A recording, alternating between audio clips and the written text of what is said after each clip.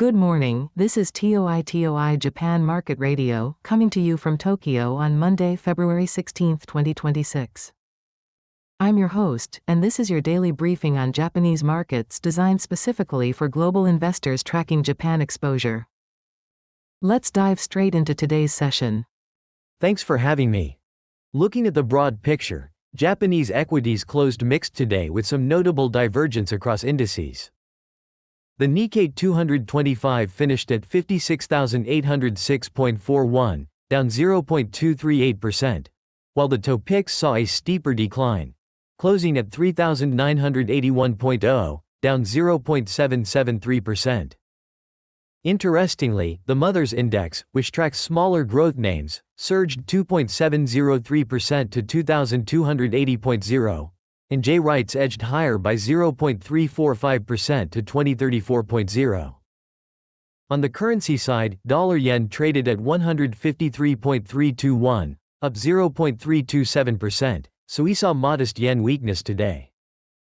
Commodities were relatively quiet, with gold in yen terms at 18150.0, up 0.777%, and crude oil at 63.07, up 0.286%. That's a helpful snapshot.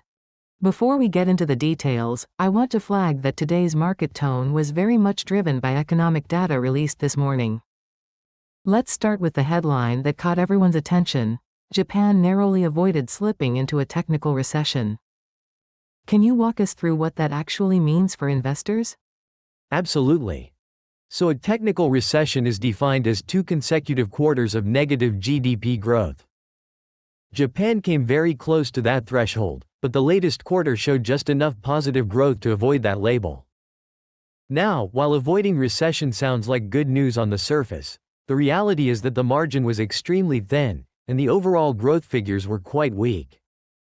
This has created a somewhat uncomfortable narrative for policymakers, particularly for Prime Minister Takeichi's administration, because sluggish growth undermines the political capital needed to push through structural reforms or ambitious fiscal stimulus. Right, so it's a technical victory but not exactly a confidence booster.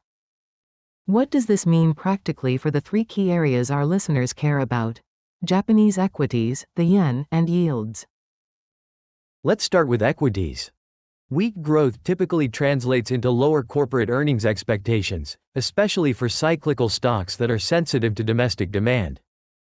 We saw that reflected in the TOPIX today, which has a heavier weighting toward financials and industrials compared to the Nikkei. Investors are likely reassessing earnings forecasts, and if the next quarter shows renewed contraction, we could see further downside.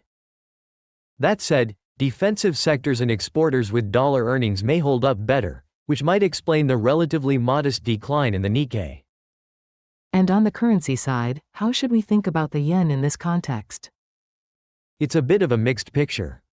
Weaker growth often supports the yen as a safe haven asset, particularly if risk sentiment deteriorates globally. However, it also delays expectations for Bank of Japan rate hikes, which would normally reduce the yield differential between Japan and the US and put upward pressure on dollar-yen. Today we saw the yen weaken modestly, which suggests the market is leaning more toward the view that the BOJ will remain cautious and accommodative for longer. That keeps carry trades attractive and supports dollar-yen at elevated levels. That makes sense. Staying with the policy theme, what about Japanese government bond yields? Are we seeing any significant moves there? We'd expect downward pressure on JGB yields in this environment. Weak growth reinforces expectations of prolonged monetary accommodation and reduces inflation pressures, which supports demand for longer duration bonds. The market is essentially pricing in a more dovish BOJ stance, and that typically compresses yields across the curve. For global investors holding JGBs, this is a near-term positive for price performance, but it also signals continued uncertainty about Japan's economic trajectory. Let's dig a bit deeper into the market reaction today. We saw Japanese equity markets fall slightly following the release of this GDP data. Was the decline in line with expectations, or was there an element of surprise here? The decline was actually quite contained, which tells us that investors were already positioned for weak data. The GDP figures fell short of analyst forecasts, but they weren't catastrophically bad. What matters now is whether this is a temporary soft patch or the beginning of a more structural slowdown. The modest market reaction suggests investors are taking a wait-and-see approach rather than hitting the panic button. That said, if the next set of monthly indicators shows continued weakness in consumption or capital expenditure, we could see a more pronounced sell-off. So it's fair to say the market is giving Japan the benefit of the doubt for now, but with a cautious eye on incoming data. Shifting back to equities, we mentioned the divergence between the Nikkei and TOPIX today. What's driving that gap? Good question. The Nikkei is more heavily weighted toward large-cap exporters and tech names, many of which earn a significant portion of their revenue overseas. Those companies are somewhat insulated from weak domestic growth, and a weaker yen actually boosts their repatriated earnings. The TOPIX, on the other hand, has broader exposure to domestic-focused sectors like banks, construction, and retail, which are more directly hit by sluggish GDP. So the divergence today reflects that sector-level sensitivity to the growth data. That's a really useful distinction for our listeners. Now, looking at the political angle, you mentioned earlier that this weak growth creates headwinds for Prime Minister Takechi's agenda. Can you elaborate on that? Sure. Weak GDP momentum reduces the government's political capital to pursue ambitious economic initiatives. If growth is barely positive, it becomes much harder to justify fiscal stimulus or push through controversial structural reforms, especially if those reforms involve short-term pain for long-term gain. It also raises questions about the effectiveness of current policy frameworks, both monetary and fiscal.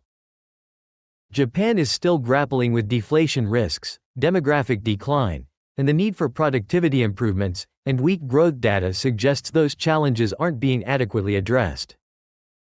For investors, this creates uncertainty about the policy trajectory, which can weigh on sentiment. So it's not just about the numbers themselves, but about what those numbers mean for Japan's policy credibility and reform momentum. Meanwhile, we should also note that the Mothers Index was a bright spot today, up over 2.7%. What's your read on that? That's an interesting counterpoint. The Mothers Index tracks smaller, growth-oriented companies, and it often moves independently of the broader market. A strong performance there could reflect sector-specific news, rotation into higher growth names, or simply technical factors like short covering. It's also possible that investors are looking past the near-term macro weakness and positioning for longer-term structural themes, such as digital transformation or healthcare innovation, which are less sensitive to quarterly GDP fluctuations. That makes sense. On the policy side, what should global investors be watching for in the coming weeks from the Bank of Japan? The key things to watch are the BOJ's quarterly outlook report and any speeches from Governor Ueda or board members.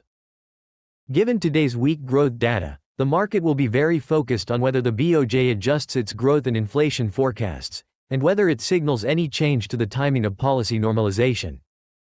If the BOJ sounds more dovish or pushes back rate hike expectations, that would support JGBs and likely keep the yen under pressure. Conversely, if the BOJ maintains its guidance and emphasizes resilience in underlying trends, that could stabilize sentiment. And what about the interaction between BOJ policy and fiscal policy? Is there any risk of policy divergence or coordination issues? That's a good point. Fiscal and monetary policy coordination has been a hallmark of Japan's policy framework for years, but weak growth could strain that relationship. If the government pushes for more fiscal spending to support growth, but the BOJ remains cautious about monetizing that spending through bond purchases, you could see tensions emerge. On the other hand, if both sides remain aligned and continue to prioritize stability over normalization, that keeps the policy mix accommodative, which is broadly supportive for risk assets but also perpetuates the low-yield environment. Let's bring it back to the FX market for a moment. We mentioned dollar-yen is trading at 153.321 today, up about 0.33%. How significant is that level, and what are the key drivers to watch from here? 153 is an important psychological level, and we've been hovering around this zone for some time. The key drivers are really the US-Japan rate differential and global risk sentiment. If US yields remain elevated and the BOJ stays on hold, that differential supports dollar-yen at higher levels. However, if we see a deterioration in global risk appetite, safe haven flows into the yen could push dollar-yen lower. For now, the modest yen weakness today suggests the market is comfortable with the status quo, but volatility could pick up if we get any surprises from the Fed or the BOJ. That's a helpful framework. As we wrap up, let's recap the main themes global investors should take away from today's session. We had weak GDP data, a narrow recession miss, mixed equity performance, and modest yen weakness. How do you synthesize all of that?